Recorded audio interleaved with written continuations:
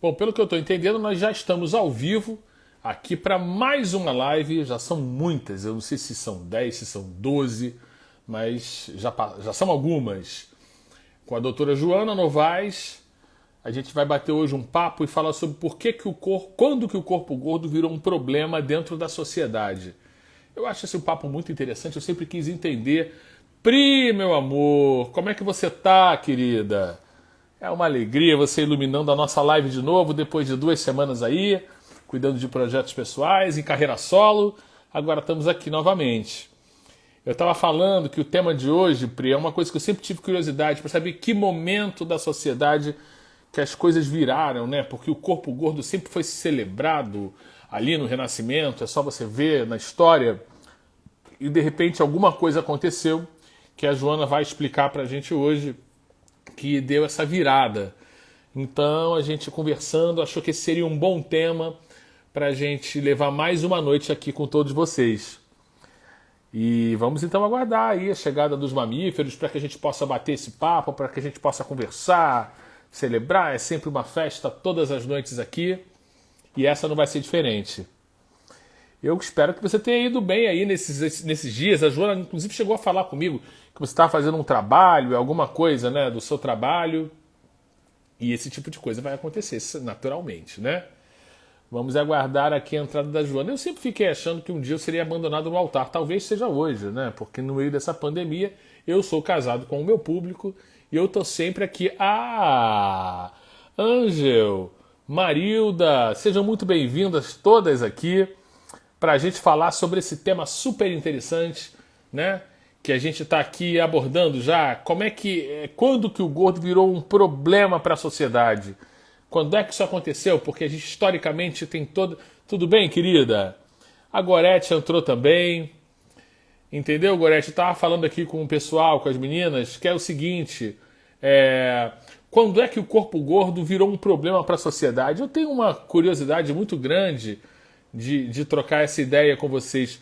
Ô Gorete, você mandou uma solicitação para participar do meu vídeo? Sabe por que é que eu não posso te aceitar agora, querida?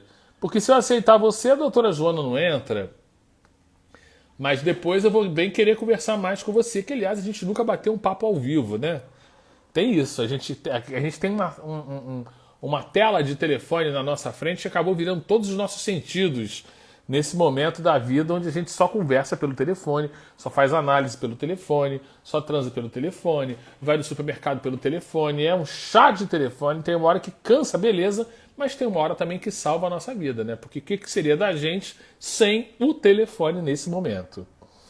E aí, eu tô aqui improvisando porque eu sempre gosto de ir conversando com vocês. Tem gente que faz live. Cris, tudo bem, querida? Eu não conheço você, talvez seja a sua primeira live aqui. Nós já estamos há algum tempo debatendo obesidade, alimentação, dieta, estética, padronização, busca por autoestima. E hoje vai ser mais uma live com a doutora Joana Novaes. O tema da live de hoje é quando o corpo gordo virou um problema para a sociedade. A gente já discutiu gordofobia em vários âmbitos, né? Ah, chegou aqui a Joana. Chegou a Joana. Ela tarda, mas não falha, ela tarda, mas não falha, chega aqui com seus adjetivos, né, com a vida toda sendo colocada de forma proparoxítona e a gente perdoa qualquer atraso, porque nem tem esse negócio, não, com ela não tem isso. Ela faz a hora e ela espera acontecer, não é verdade? Olha, Mari Camargo chegando aqui, não lembro da Mari, será que é uma estreia da Mari das nossas lives? É muito bem-vinda, entendeu? Você sabe que às vezes as pessoas elas tardam, mas elas não falham, né? E é impressionante porque muitas vezes na vida eu me achei quando eu estava mais perdido, quando as pessoas não estão. Você está entendendo? Você, Angel, conhece a Cris e a Mari, é isso? Vocês já todos se conhecem, né? A Gorete mandou novamente uma... Ah, Maria Nova aqui. Gorete, eu não tenho como aceitar o seu pedido para poder conversar com a Joana. Cadê você, Joana? Por que você não me manda o pedido da live? Céus. Acho que todos já se conhecem aqui, né? Eu que realmente fico observando vocês de longe, fico querendo saber da onde que fulano conheceu o Beltrano. Parece a revista Caras, né? Que você vê, sei lá, Daniela Mercury com o vocalista do AC/DC. Você fala, ué, mas eles se conhecem, né? Aí tem, sei lá, Cristiane Torlone com Carlos Alberto Parreira. Aí você fala, ué, mas essas pessoas se conhecem, é porque eles tiram as fotos nos eventos. Já solicitou aonde, minha filha? Que não tem nada seu aqui. Será que eu tenho como te mandar uma solicitação? Transmitir ao vivo com Joana. Vamos ver se assim acontece, porque não mandou nada, hein? Olha a Jéssica entrando, que maravilhosa. Essa menina, ela não está para Acho que é brincadeiras. bullying. Eu tô achando que é bullying já. Ô, Joana, você não mandou nada. Você está querendo me ver aí fazendo Mandei, eu não tô de improvisações. marmota. Eu não tô de marmota. Você é que tá fazendo bullying comigo, entendeu? Você tá, Juro por Deus que não chegou. tá me Ontem eu vi humilhando em uma. público. Você sabe que ontem eu vi uma live do Marcos Montenegro, que é meu empresário, né, com a Irene Ravache. Ele Uhum. ficou 20 minutos sem receber o contato dela. Aí ela falava assim, mas eu acabei de mandar esta merda e não recebia nunca. Eu não sei o que acontece, né? Eu achei que era um aspecto sádico que até então eu não tinha entrado em contato do Edu, mas como pra tudo Nada. sempre a primeira vez, né? Eu falei, Ah, bom, sempre a vou primeira ficar vez. aqui com o dedinho levantado. Quando ele quiser, ele abre a porta para entrar, né? Fazer o quê? Agora, olha só.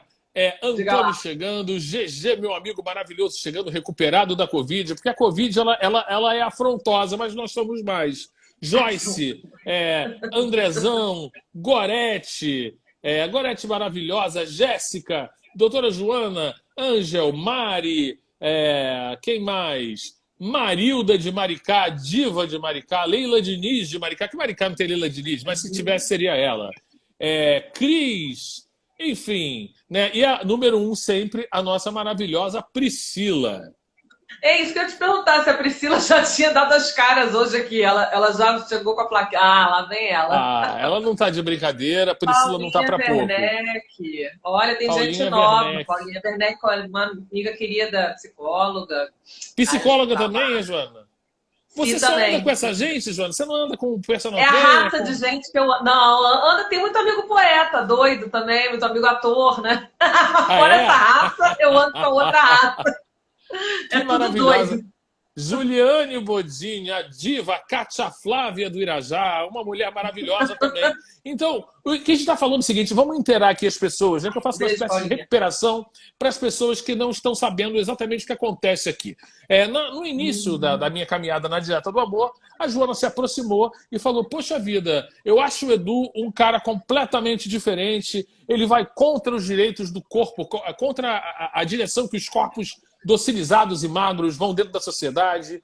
E aí ela me chamou para uma live. Nós fizemos uma e depois fizemos mais 11 ou mais 12. Eu já nem sei mais em que live estamos, né? Porque eu nem sei Cara, se a gente está no estamos indo pro 10º terceiro ano. mês daqui a pouco, 2 meses e blau, né? Corpos rebeldes. Exatamente. Ui. Corpos rebeldes. O 10º ano de pandemia, eu já nem sei mais que ano a gente está. E a gente já falou sobre os vários tipos de gordofobia no trabalho, gordofobia dentro das relações, sobre casamentos acabarem por relatos de que teriam sido porque a pessoa engordou, gordofobia em tudo quanto é lugar, né, na mesa, no trabalho, enfim.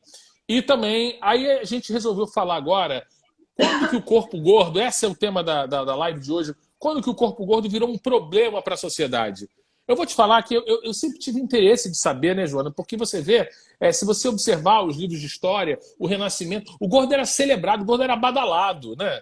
O gordo era hypadíssimo com aquele corpo redondado.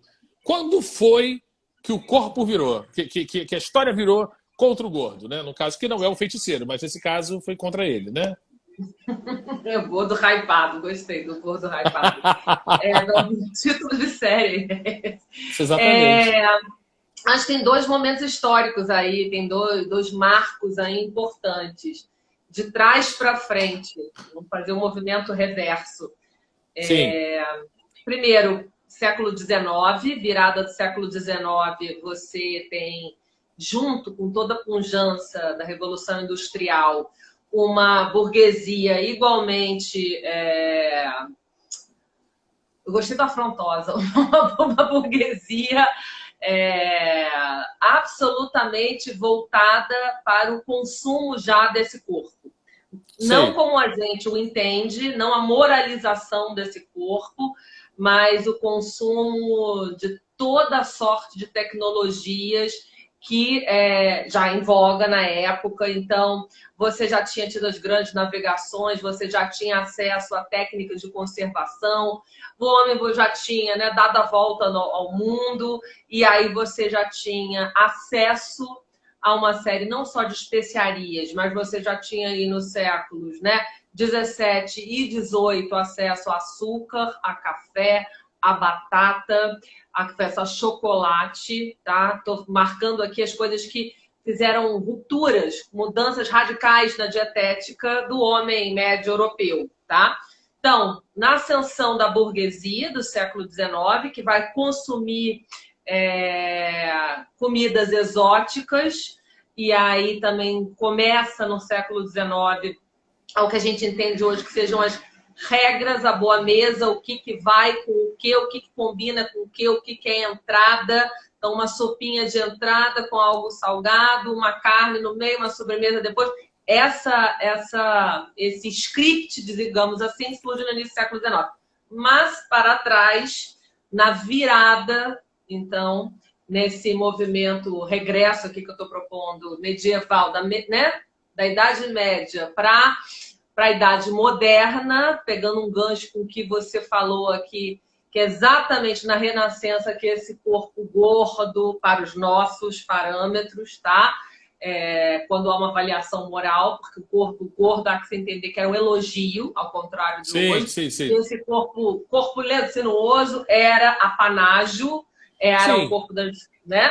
Ele é exaltado porque vínhamos de um momento histórico onde a massa, o povão, os campesinos que migram para a cidade grande, morria de fome, de cólera, de diarreia, morria via frente.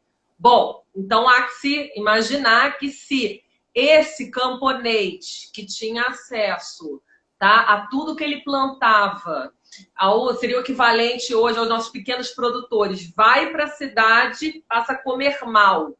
Por isso o corpo gordo, né, é reificado quando só uma nobreza tem acesso, então, a essas técnicas de conservação.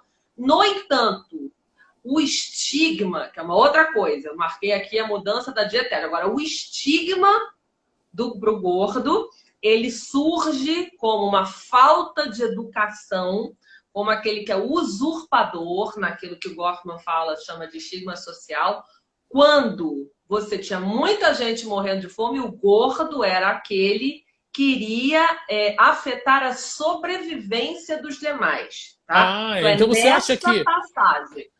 Isso é em que ano? Você tem ideia? Isso é na passagem do século XIV, aliás, na passagem do século XV. Vamos colocar aí século XV para século XVI. Nesse ínterim entre peste negra, há um outro marco, já que estamos falando de pandemia. Boa tarde, tá? Não é verdade?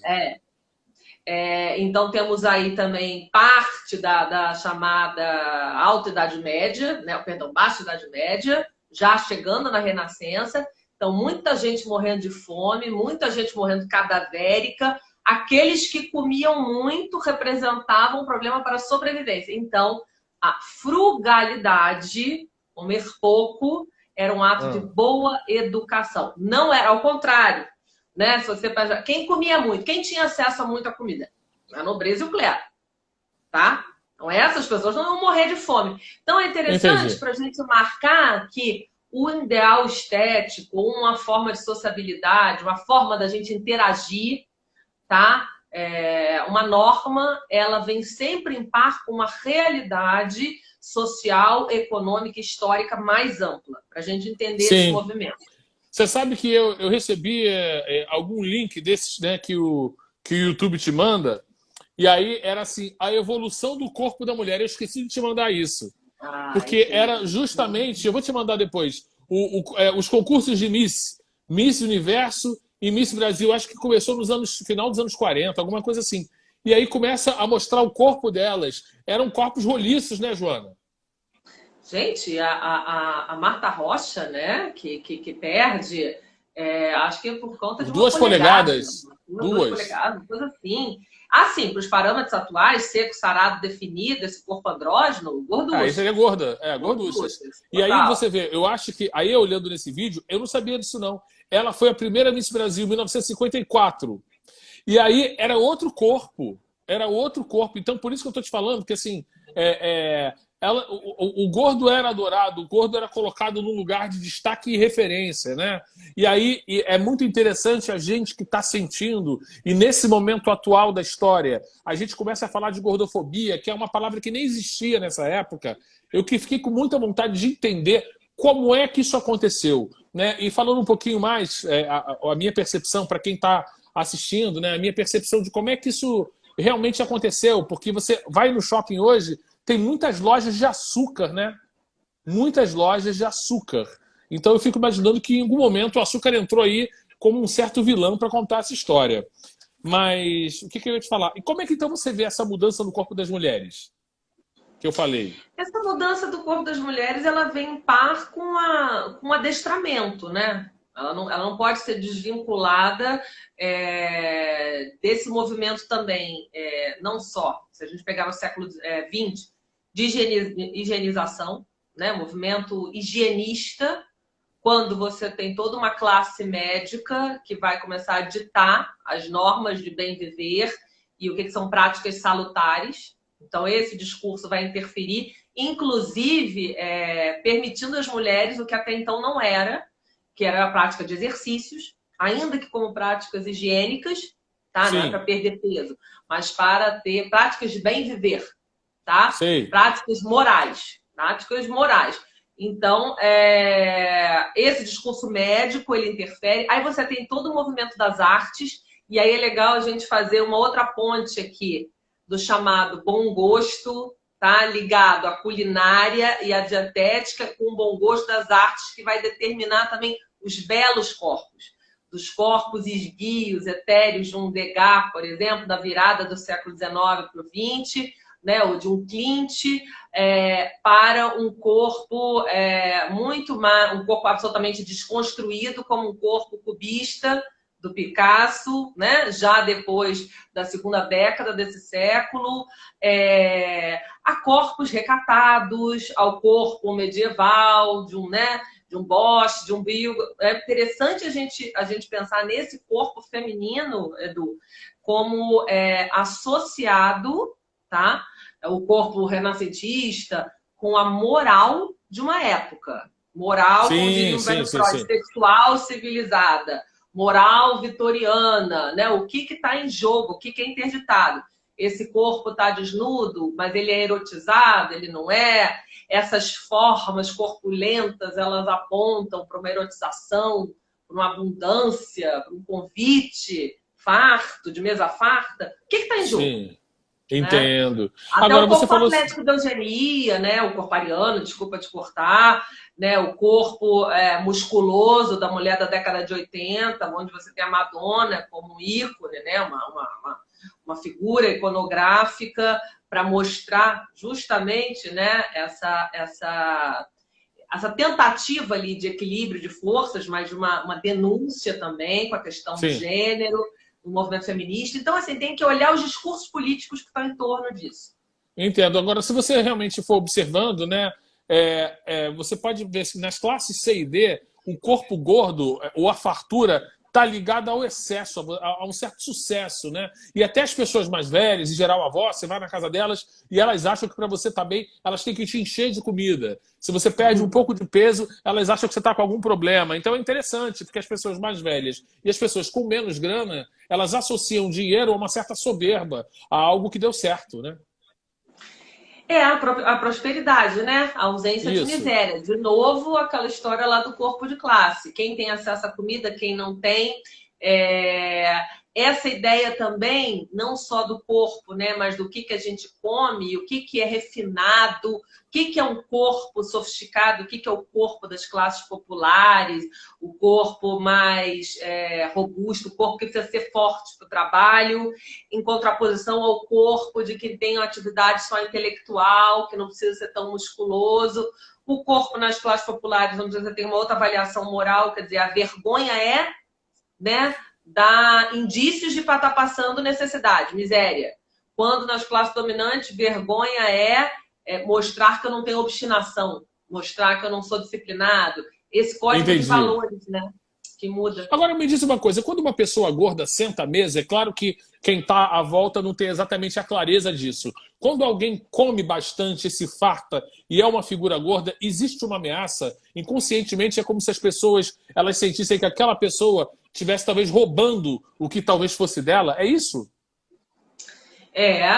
Roubando o que fosse dela ou com uma ousadia, com uma quebra de contrato social, digamos assim. Né? Eu estou me permitindo ser transgressor. Mas não no sentido da criminalização, tá? Mas no sentido de eu não estar em conformidade, eu não estar exercendo todo o esforço e todo o sacrifício. Ponto. Pronto, acho que a palavra é essa. Uma lógica sacrificial. Como é que esse cara está aqui do meu lado, essa mulher, gozando, e eu tô nessa dureza aqui, ó, me privando, né, nesse embate ali com o meu querer, com meus prazeres. Acho que isso é a primeira coisa, né? E isso é o que ameaça. Por isso que eu brinquei, os corpos rebeldes. Né? Tem uma ousadia, tem uma quebra aí, né? Sim. Para além de roubar minha comida ou não, né? E por que eu estou te perguntando isso? Porque para a gente entender quando é que o gordo começa a ameaçar, a gente tem que entender que então ele realmente ameaça, né? O corpo gordo, você acha que ameaça a sociedade magra? Você sente isso? Vamos esquadrinhar mais, certamente, não a sociedade magra, mas a magreza enquanto valor e tudo que tem por trás desse valor. Tudo que ela representa. O que representa? Que interessante. Quando você pensa magreza enquanto valor. Tá, mas Joana, o que é valor? O que é representação? Privação, contenção, normatização, controle, domínio, poder. Olha tanta coisa que ameaça. O obeso, ele exatamente, é um corpo indócil. Ele não está dentro da normalização e da docilização dos corpos. Né? Do desgoverno, da desmesura, daquilo que extravasa, daquilo que é fora de contenção, daquilo que não sofre a dominação. É sempre uma relação de poder, pelo menos a forma como eu trabalho, Edu. É sempre uma relação de poder. Você tem que produzir o que eu quero. Se você... Vamos pegar o gordo... Vamos traçar uma equivalência aqui? Índio, gordo, negro, outras formas de preconceito, mas só para tornar mais claro. Quando esse discurso dominante diz o índio não foi escravizado porque é indolente, o negro é promíscuo, né? O gay goza diferente, fora desse parâmetro de reprodução. O gordo não se submete às normativas, né? Do que é lícito ter de prazer oral. A gente está falando de várias transgressões, né? Olha que maravilhoso. O GG disse assim: se dos olhos saíssem raios, o gordo no self-service seria fulminado em segundos. Já senti muito isso, não é? Olhares fascinorosos. Mas por que isso eu queria entender? Por mais que você responda, tem uma hora que eu acho que... Primeiro que as pessoas que fazem isso, elas não têm exatamente a clareza de como é que essa perversão se dá. Né? Elas reproduzem para se sentir maioria, para se sentirem forte. Enfim. Agora me diz uma coisa... Historicamente, existia então esse culto ao corpo gordo lá no século XIV, quando você falou, né? Hoje existe a criminalização desse mesmo corpo, né? O que antes era exaltado, hoje é criminalizado. Olha que interessante. Então, assim, a gente entendeu o que houve no meio desse caminho para fazer essa mudança tão radical, né, de quadro. Mas veja, Edu, o que muda? Ou pelo menos, perdão, não o que muda. O que se repete, mudam os padrões estéticos, mas o que tem de repetição nisso? A gente está falando, de novo, dos corpos divididos em classes, dos corpos dos pobres, dos camponeses, de uma burguesia ascendente, do clero, da nobreza, né? E hoje em dia de pobre, de rico, quem tem acesso. E a gente está falando de quem vai ter acesso à comida. comida para ficar magro, comida para poder engordar. Tanto faz. Nem todo mundo, a ideia básica é que as pessoas todas não têm acesso à mesma comida. Aí você consegue entender criminalizar a gordura porque você criminaliza a comida. Ah, Entende? então hoje Então, a comida é uma coisa amaldiçoada, né? Comer é uma coisa do mal. por isso, exatamente, por isso que não comer é reificado. Vamos comparar as santas, por exemplo, já que a gente está falando de uma religião. Culto ao Ah, corpo hoje equivale a uma religião, né? E as pessoas que têm esses corpos considerados fenomenais são reificados, são ícones, né? A serem cultuados. O que fazem os santos?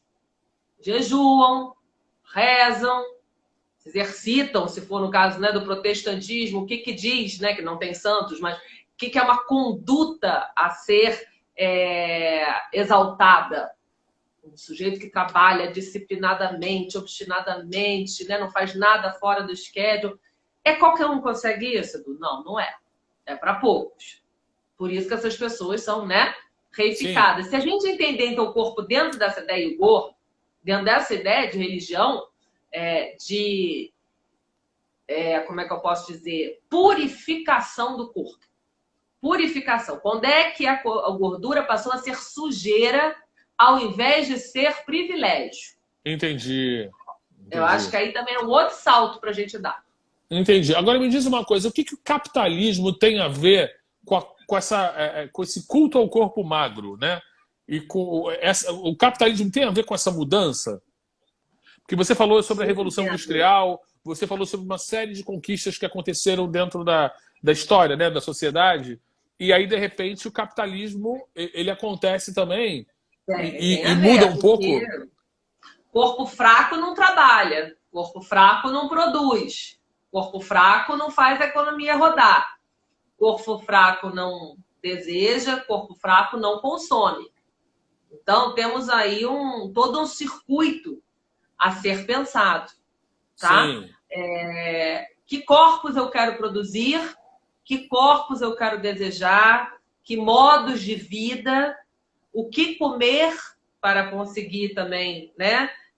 Fazer com que esse corpo queira consumir mais daquilo, o que vai ser mais fácil, o que vai ser menos fácil, e todos os esforços que eu vou reunir, que é o que faz a economia girar, né? E não basta eu consumir, eu preciso querer cada vez mais. Então, neste sentido, é uma dinâmica do capital, né? Não só o capital corpo, que vai ser consumido, mas de tudo que gira em torno desse eixo que igualmente será consumido. Olha Uma que coisa outra forma de interessante. visão é você pensar também, esta forma de olhar, usar, entender o corpo e dominar, ela está a serviço de quê? Porque eu Sei. ter uma relação de tirania, uma relação de insatisfação, a gente já conversou sobre isso, né? Acaba, por mais que isso, algumas pessoas refutem essa ideia, é interessante. É interessante enquanto estratégia de dominação, mas também de consumo, né? Agora, você sabe que quando eu estava vendo esse negócio que eu vou te mandar das misses, da evolução do corpo dela, aí eu guardei esse da Marta Rocha 54, que era que eu conhecia, e também a Vera Fischer, né, que foi 69 o ano dela. Vera Fischer. Agora, olha que interessante, ela também, não é que ela era gorda, entendo o que eu estou dizendo, mas é que comparado com hoje era. Aí, assim, Parâmetros, né? aí 69 isso, né? Você vê que, assim, o surgimento das academias, que foi anos 70, 80, é quando elas começam a Sim. emagrecer. Porque o vídeo é aquele, tipo aquele Black or White do Michael Jackson, que um corpo vai entrando dentro do outro. Aí eu fiquei associando, eu falei, Sei. poxa vida, essas ondas das novelas com academia, tal e coisa, foi acontecendo no mesmo tempo que o corpo delas foi ficando mais magro, sabe? Geração bodybuilder, né? Agora, olha que interessante, porque aí também tem uma questão com gênero, né? Esse corpo vai se aproximando, né? Essas diferenças de gênero, que eu estou chamando essas diferenças anatômicas, tá? Sim, Mulher passa a poder ser musculosa também. Mulher passa a lutar, digamos assim, contra a própria natureza da sua anatomia, ou seja, ter um percentual de gordura mais alto, por exemplo, que precisava, né, em termos biológicos, reproduzir. Mas aí você tem uma série de exercícios e alimentação para também subverter isso e mostrar que, olha, né, a anatomia não é mais um destino, se contrapondo aí à fala do Freud. E você também tem toda um movimento de liberalização onde homens também, né, passam a poder ser mais femininos. Entendendo o Sim, feminino e masculino como categoria, não como gênero, né? entendi. Agora me diz uma coisa, e aí, no meio desse meu raciocínio, do surgimento das academias e o corpo delas ficando mais magro, quando é que começou a onda de você comer mato, comer folha? Quando é que isso virou moda? Isso é uma marca da Revolução Industrial também, né? Quando, de novo, uma massa, perdão, campesina, os camponeses vêm do interior e começam a ocupar as cidades para também se converterem em mão de obra, né? Nas indústrias, enfim, tá? Quando isso acontece, essas pessoas que até então comiam o que elas produziam e comiam coisas que a burguesia ascendente e a nobreza, digamos assim, as classes dominantes, consideravam indignas ou não próprias. O que eu estou chamando de indigna? Não era moda, não era um costume até o século XVIII se comer verduras, legumes, coisas que davam na terra do tipo cogumelo, Sei. trufa, nada. Isso era comida de campesino, né? Há uma burguesia começa a comer isso quando essas pessoas vêm para a cidade e há uma troca ali também de informações e de hábitos alimentares, do que até Sei, então sei, era sei. visto com prevenção, tá? Então isso é Entendi. importante, em feiras, mas isso era comida de pobre, digamos assim. Ah, era? Era comida de pobre. O que a gente entende hoje que é comida de rico, né? Quando você Ah, vê a viajarista, a funcionária, mas rico só come mato, né? Negócio de coelho, igual coelho, fica com. Não, pobre gosta de sustância, né? sim, é Se não exatamente. fosse comida Agora, de olha aqui. pobre, na Olha Idade só. Média era sopa e pão e legumes. Olha só, estou de dieta, o GG está falando, por determinação médica. Estou gastando muito mais do que quando eu comia pizzas e coxinhas. Agora você vê, né? Não É à isso que você está toa. falando. Vamos lá. Quem é que está mais gordo hoje é pobre, né?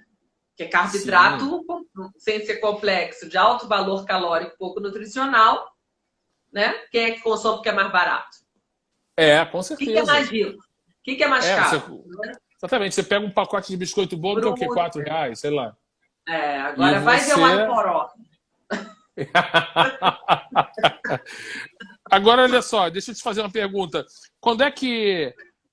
Quando é que historicamente, quando é que ficou interessante, quando é que ficou na moda ser leve, ser fitness, ser frugal? Como é que isso aconteceu? Isso é muito interessante, né? Porque isso vem em par com uma. Ali também no início da. Acho que tem duas. Tem a cultura da academia, que você me perguntou antes, que isso é uma coisa dos anos 70. Lembro sempre daqueles vídeos também da Jane Fonda, né? Final dos anos 70, e das bonecas Barbie. Isso é a cultura academia, cultura fitness. Mas a cultura do exercício da leveza, uma burguesia que até então era pesada e sedentária e passa a se exercitar com uma questão moral, isso é típico de uma sociedade vitoriana, enfim, né, com a invenção da bicicleta e dos passeios, né, não só como hábitos recreativos, mas higiênicos, mulheres começando a jogar tênis. Você vê que nas primeiras Olimpíadas também, né, isso, Ah, aliás, está muito presente na estética do nazismo, né, na eugenia, corpos atléticos e ágeis, né? Isso com a liberação também do espartilho, a gente sabe que deu uma incrementada, digamos assim, com o corpo feminino livre agora para se exercitar. agora, historicamente, dentro da alimentação, tem um momento em que a sobremesa começa a virar uma fruta, né? Ao invés de você forrar o estômago, você come uma coisa mais leve depois. Isso já faz parte desse movimento? Não, isso faz parte. Porque são movimentos históricos que se interpenetram, digamos assim. isso faz parte, aí sim, já da marca da modernidade das grandes navegações e dos europeus alhures, né? Descobrindo aí, quer seja nas Américas ou no Oriente Médio, na Ásia, na África, uma série de produtos aos quais eles não tinham acesso. Tipo, né? Cana-de-açúcar nas Antilhas, chocolate no México, acho que é banana na África, especiarias, né? Desde Marco Polo. Enfim, com a história da cana-de-açúcar, vamos centrar aqui no açúcar entrando na dieta, na dietética europeia, porque é um marco importante. Você tinha o paladar doce, óbvio, você usava mel para dançar as coisas, mas não com a intensidade, né, e com o vício que a gente sabe que o açúcar também gera, com a entrada da cana-de-açúcar. Não era feito da maneira como a gente conhece hoje, né? Estava associada a uma série de rituais, inclusive os povos ameríndios, ritos de passagem, né? E, sobretudo, eventos religiosos. Os europeus, que de alguma maneira popularizam, tá? Começam a usar o açúcar misturado a uma série de alimentos, como a fruta, inclusive, né? E a partir disso, a fruta, que era algo, tá? Lembra do campesino lá da Idade Média? Para forrar o estômago, tá? Antes de uma refeição, que também era coletiva, então, migra para o final da refeição, porque combinada com açúcar, é transformada inicialmente, antes da pâtisserie, em compotas, em geleias. Então, isso faz com que, e sobretudo, em bebida alcoólica, né? Açúcar, também a cana-de-açúcar, né? Transforma em álcool. Então, isso é uma grande mudança. Agora, tem uma outra coisa. Nas classes populares, isso serve, essa embriaguez, ou esse uso do álcool, para suportar a alta carga de trabalho depois na Revolução Industrial. Entendi. Agora, me diz uma coisa, e a questão da carne vermelha? Porque a carne vermelha, aí ela acabou entrando dentro da dieta, não é? Do homem europeu, é isso? A gente, quando pensa na história da dietética, normalmente, né, a gente pensa no homem europeu. Pois é, a carne vermelha, que era considerada alguma coisa pesada, que não era de uso, de costume, digamos assim, né, das classes dominantes, era uma comida também de pobre, né? Que, aliás, a gente percebe isso hoje, a comida pesada como, né, comida de pobre, digamos assim. O pobre que ascendeu, ela chega, então, na cidade grande, e aí ela através das feiras, sofisticada com os métodos de cocção e com as especiarias. Não era comida como era comida pelos pobres, pelos camponeses. Então, mas isso é alguma coisa já no século XVIII. Então, não junto com todo um manual que começa, né, a ser disseminado na Europa nessa época, com os gourmets, os gourmands, tá? Do que se deve comer com o quê? Então, a carne passa a ser, então, separada. Um prato principal, não um prato dividido. Então, aí a ideia da sobremesa, de uma entrada, né, de um petisco, de uma sobremesa. Você começa a ritualizar e fragmentar a alimentação, tá, naquilo que era um rito coletivo, a começar pelos talheres e pelos pratos. Você não tinha prato individual. Na verdade, você tinha um prato para todo mundo. Que era uma todo mundo comia no mesmo prato, todo mundo comia junto. Tipo piquenique exato, né? Cada um puxa o seu, olha, a carne tá ali, eu puxo, né, a asa do frango, você puxa a coxa, né? Não tinham as porções. Então, essa ideia de sofisticação e requinte também surge, iluminismo para cá, tá? Sei. E aí um outro comer da carne também, né? Deixa de ser uma comida de gente rústica. Agora, você falou sobre isso, sobre gente rústica. A figura do homem simples, do homem pobre, do camponês, era uma figura, antigamente, era robusta, não era? E forte, e agora, né? Você vê um homem franzino hoje em dia. O que você acha que isso significa? É muito interessante você falar isso, né? Porque, inclusive, esse homem, esse camponês que chega na cidade, você tem uma série de estudos históricos que dão conta, né, dessa passagem do século XVI para o século XVII, em que ele perde altura, perde massa muscular, fica mais fraco porque não come o que comia no campo, né? Entendi. Porque não produz, porque não planta, né? E a ideia, então, de que... bom, é um corpo do trabalho, né, Edu? O corpo do trabalho tem... A Sim. gente ouve isso até hoje, né?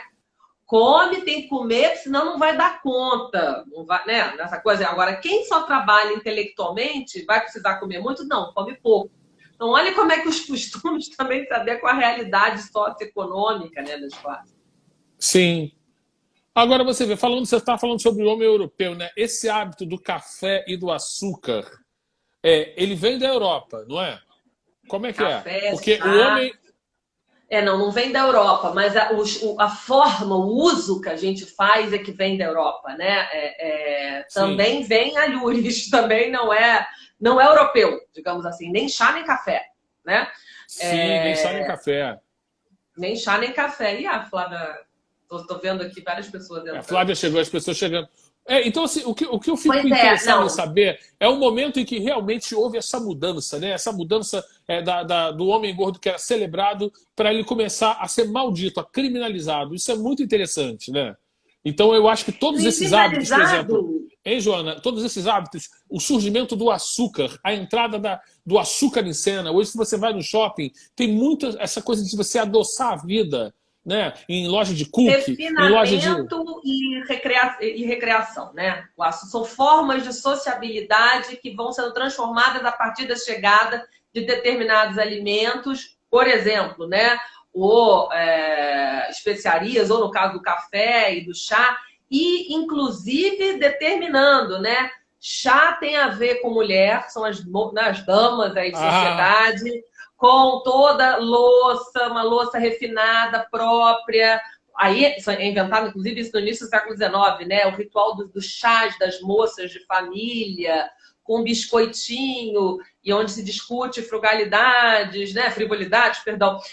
E o café, coisa de homem, boêmio, né? Ou um uso ainda do café que era feito no século XVIII, né? Pelas classes medicinal. trabalhadoras, um uso medicinal, né, para manter as pessoas acordadas. A gente sabe que o café tem essa dupla função, ele é um analgésico e é um estimulante. Agora, o açúcar, que você Sim. me perguntou, né, essa combinação que os espanhóis fazem, né, do chocolate com açúcar, que não era feita pelos astecas, tá? E que é Sim. popularizado. Toda uma arte, toda uma tradição aí da patisserie, colocando, então, como já foi dito aqui, né, o ponto alto do requinte e daquilo, como a gente disse anteriormente, que é reconfortante. A refeição, então, assume agora, né, um caráter não só de refinamento, mas de algo que é reconfortante. Ou seja, eu vou me reunir com um certo grupo de pessoas para discutir uma série de questões em volta da mesa, né? Atos de comensalidade. Sim. Isso é alguma coisa, um ethos bem burguês. Edu, uma coisa Sei, bem porque é mais interessante, né? Quando a interna. gente fala, quando eu falo para você sobre eu observar no shopping a quantidade de lojas que oferecem açúcar, eu fico assim pensando, quando é que foram lançadas as casas de sobremesa, sabe? Toda essa Cafés, adoçalização do mundo. Quando é que foram os lançadas cafés, essas casas de chá e sobre cafés no século XVIII, né? e foi juntamente Inclusive, com a entrada da sobremesa no lance? não, a entrada da sobremesa é anterior, que não era sobremesa, né? Da doçaria. E, aliás, Portugal tem uma história maravilhosa, né? A doçaria portuguesa, feita nos conventos, né? Do açúcar misturado aí com os ovos, tá? De qualquer maneira, ela é anterior. Ela é anterior à ideia dos cafés. Os cafés surgem como um movimento, quer dizer, como algo que vai costurar movimentos não só políticos, como de sociabilidade, masculinos. Cafés eram lugares, Sei. espaços para boêmios, intelectuais, homens. Já a doçaria, toda a arte da doçaria é algo inicialmente eminentemente feminino. Tá? Sei, sei, E sei, sei. aí também está relacionado a uma série de teorias científicas ou da medicina do século XVIII, da época, que acreditava que as mulheres, né, para acalmar os seus ânimos, que aliás a gente sabe que se mantém até hoje, né, no mito da TPM, né, que ela estaria então mais afeita e isso a manteria mais calma, já que a mulher sempre foi um continente negro, algo que não era, né, muito bem compreendido. Então, acho que então tem isso, Sim. quer dizer, a coisa da adoçar a vida, já numa compreensão do excesso do trabalho e uma certa compensação. Tá? Sei. Agora, o que você vê interessante, o que a gente percebe, você acha que o açúcar ele entra como uma espécie de para anestesiar as pessoas? Porque você vê, o mundo está essa loucura e a comida chega para segurar um pouco a onda, né? Então, que momento que você acha, porque você começa a perceber que vários alimentos que não são doces começam a ser adoçados? É para segurar a onda da população? Você, inclusive, faz parte de uma estratégia, alguns autores acreditam, né? Biopolítica, estratégia de dominação, controle alimentar. Controle alimentar é um dispositivo importante, bem eficiente para você controlar. Bom, você controlar os corpos não tem nada mais eficiente em termos políticos, né? Se a gente pensar dessa forma. Quer seja os corpos vão morrer, como os que vão viver. Agora, acalmar crianças, ou o contrário, né? Você começar a ver na comida um risco, né? Você tem nos Estados Unidos, não dá açúcar para a criança, porque vai ficar agitada, da mesma maneira que alguns séculos atrás, né? Você já tem, inclusive, se eu não me engano, Edu, relatos do Gregório de Matos, tá? Ou seja, a gente está falando do Brasil colônia, a Gláucia aqui, lembrando que os incas davam como veneno. Mas no uso original, né? Picante, amargo. Não no uso europeu. De qualquer forma, você tinha já, por exemplo, o Gregório de Matos, só para fechar o que eu ia falar aqui, relatos de mulheres, grandes damas, burguesas, baianas, como ele chamava, corpulentas, pesadíssimas, muito gordas, a quem deveria ser restrito, já nessa época, hein? Ou seja, auge do ciclo da cana-de-açúcar, ser restrito o uso dos doces, tá? Porque atrapalhava a mobilidade dessas mulheres. Então, assim, já havia uma compreensão, né? Quer seja comer por tédio, quer seja comer como um elemento de sociabilidade, porque os ricos tinham acesso, né? Aliás, você sabe, Edu, não sei se você sabe, esse hábito que a gente tem, que perdura até os dias atuais, de quando alguém vai à nossa casa, bastante brasileiro, né? A gente oferecer uma água e um café, advém daí. Né? Porque água e café para oferecer com uma gentileza para uma visita, só os senhores feudais tinham, né? Vocês eram... Uma questão financeira mesmo. Claro, era uma raridade, digamos assim, um signo de status, tá? Assim como os biscoitinhos, os docinhos que eram servidos depois no entorno disso.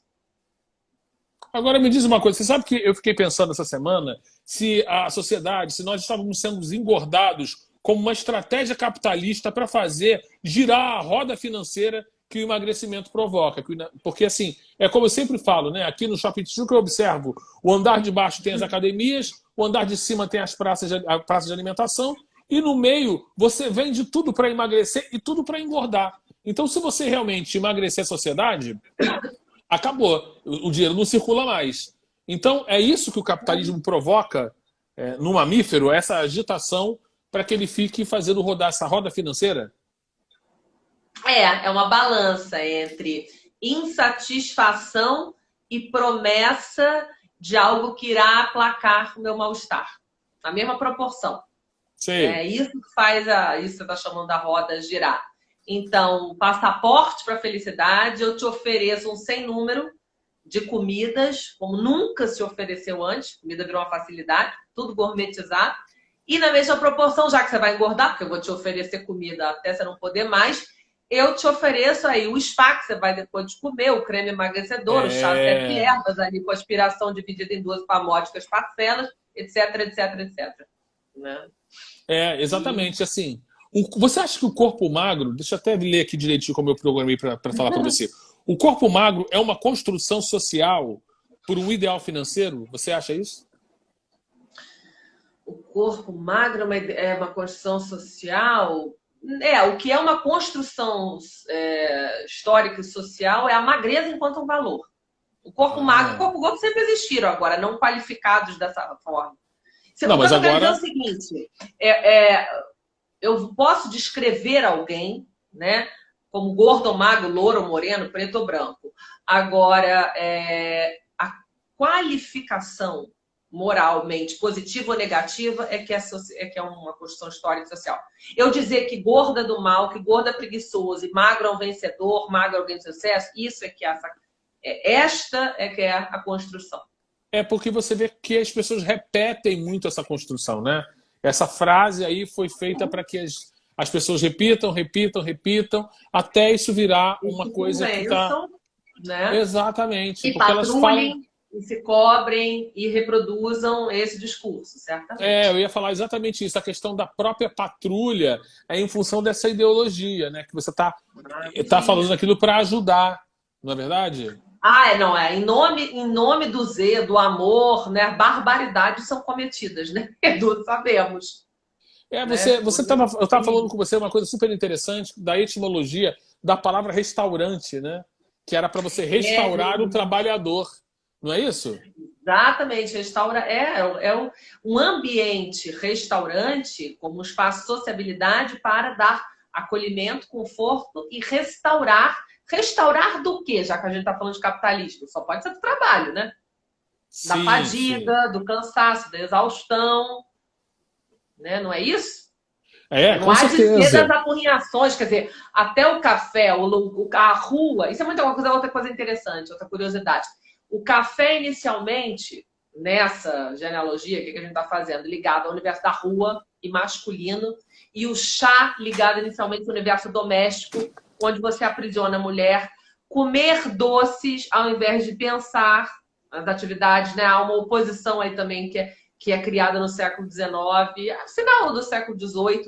Mulheres falam frivolidades, não estão ligadas às atividades intelectuais, comem, né? E tomam chá. Homens boêmios, intelectuais, vão para a rua e esse é o espaço masculino e ali se troca ideia dos cafés. Cafés literários, Sei. cafés de boemia. Né? Esse pensamento que é binário mesmo, mas que marca a diferença do universo da rua para o universo doméstico. E a mulher é um E a foco comida. maior nesse sentido também? Como é que é? Desculpa. A mulher, a figura da mulher, ela é mais patrulhada, ela é colocada mais em controle nesse sentido? Ela é um alvo maior para essa indústria? Dentro dessa lógica, de novo, vamos tentar entender, já que você puxou aí a questão do capitalismo, né? Estratégia de dominação, propriedade privada, instituição da família, universo doméstico, mulher encerrada em casa, beleza como um valor, cuidar do corpo, cuidar da prole, cuidar do que se come, a ela ser imputada, responsabilidade pelo que a família come, homem na rua, né? Quais são as insígnias, né? Universo do trabalho, universo da intelectualidade, e, enfim, não sendo uma moeda de troca, a beleza e, portanto, o corpo, tá? A Sim. virilidade, o poder, o dinheiro. Então, assim, vamos trabalhar com essas representações. E mais uma vez a gente vê então a mulher aprisionada no próprio corpo, né? É como se ela, E nas medidas, né? o caráter dela tivesse naquele quadradinho de vida, né, do corpo, das medidas, da idade também. E aí o homem já livre para circular na sociedade com todos os outros arquétipos, de ganhar dinheiro, de fazer parceiros e de desenvolver outros lados da personalidade mesmo, né? Então você vê que fica muito claro. É a provisão, né? Essa Sim. provisão do fora, né? Agora, não só o caráter, né? É mais do que isso, Edu. É uma questão ontológica para a mulher, a questão de ser, né? Como assim? Menos Como mulher. assim? A feia, a gorda, a descuidada, a desmazelada, todo esse conjunto de denominações depreciativas, morais, isso é o que vai caracterizar se uma mulher é mais feminina ou menos mulher. E, portanto, né, menos feminina. O que a gente está falando Entendi. são de significantes associados ao feminino e ao masculino. Entendi. Então é muito interessante a gente observando como que a sociedade vai mudando de quadro, desde aquele lugar onde você colocava o gordo no lugar de destaque, até com a entrada e essas conquistas aí que você falou, a Revolução Industrial, do capitalismo, isso ir virando, e o corpo gordo, que era algo completamente comemorado e exaltado, exatamente, vai ficando pejorativo dentro dos valores de uma nova sociedade que visa o lucro, que visa o controle e uma série de coisas. Seria isso? É isso que Foucault chamou de biopolítica, exatamente. Tem todo um ramo da história, né, a história das mentalidades, que dá conta disso, né? Como as normas, os costumes e certamente a comida e a forma como a gente usa o nosso corpo está dentro disso, né, Edu? Do que a gente entende seja uma mentalidade, a forma como a gente percebe e usa, né, os nossos corpos e percebe o mundo. Quais são os valores que norteiam. E como que você constrói a forma da sociedade pensar, né? Como é que eu construo a forma de eu me pensar, de eu me perceber o tempo todo em confronto, né, e inserido nesse universo mais amplo. Então, sou eu e o outro o tempo todo, né? Esse jogo de espelhamento. Esta cultura, que tipo de sujeito que ela forma, como diria Foucault, e vice-versa. Esse sujeito com essa subjetividade, como é que ele se comporta? Patrulha? Ele vigia? Ele é mais liberal? Ele é mais permissivo? Como é essa cartografia, né? Como é que ele se movimenta? Sim. Olha, Joana, chegou mais uma quinta-feira e parece que passa muito rápido, né? Já estão aqui, está mostrando que a gente tem 1 minuto e meio para encerrar. Eu queria agradecer mais uma vez a todo mundo que participou aqui da live, que mandou as perguntas. Esse tema foi sugerido também e a gente fica aqui mais uma vez feliz de estar podendo trocar ideia contigo. Você realmente ilumina a gente com coisas que eu vou pensando durante a semana. E é isso. Você tem mais alguma coisa para falar que você queria falar sobre esse tema, Joana? Apenas uma pontuação, que um perfil aqui com um nome muito curioso entrou na nossa live, chamada Alhos com Bugalhos Oficial. Achei muito sugestivo esse nome, então vou terminar. Será que é um restaurante, Alhos com Bugalhos? Fiquei curioso. Fica a indagação, né? Quem é Alhos com Bugalhos? Meus amores, mamíferos maravilhosos, muito obrigado por mais uma quinta. Vocês são incríveis, sempre iluminando aqui. A gente vai conversando e chegando a várias conclusões de coisas que são fantasmas hoje em dia e a gente não sabe como é que se filtrou na nossa sociedade. Muito obrigado a todos. Beijo, um beijo grande. Beijo, Mia. Beijo grande, beijo a todos. Beijoca. Até semana que vem. Tchau, tchau.